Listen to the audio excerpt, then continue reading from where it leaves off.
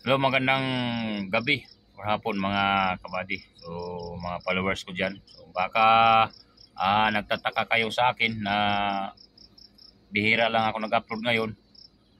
Kahit sa YouTube nga, isang buwan na akong hindi nakapag-upload. May problema lang kasi ako kaya hindi ako nakapag-upload. So, inisip ko kasi panay ako vlog, panay ngiti-ngiti ako sa camera, pero yung sa likod may problema ako, no?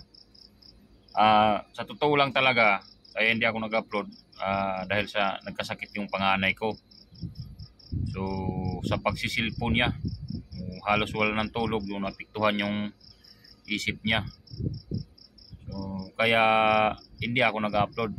Nakailang linggo na, mag-isang buwan na ata. So ngayon, nagbibiyahe, nakabalik ako, naglilib ako kasi nakailang live na ako. Nung nakaraan, isang buwan.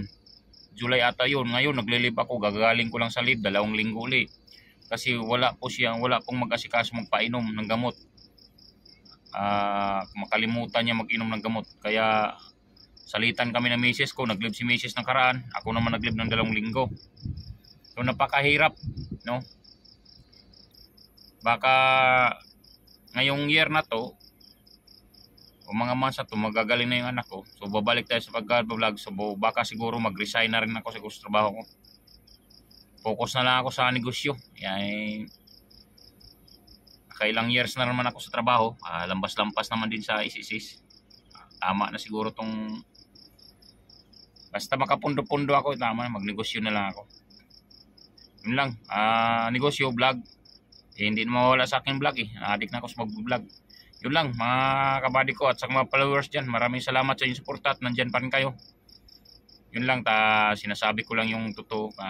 Bakit marami kasi nagtatanong sa akin na bakit daw hindi ako nag-upload, no? Yun lang, maraming salamat sa inyong lahat. Sige lang, laban lang tayo sa hamon ng buhay.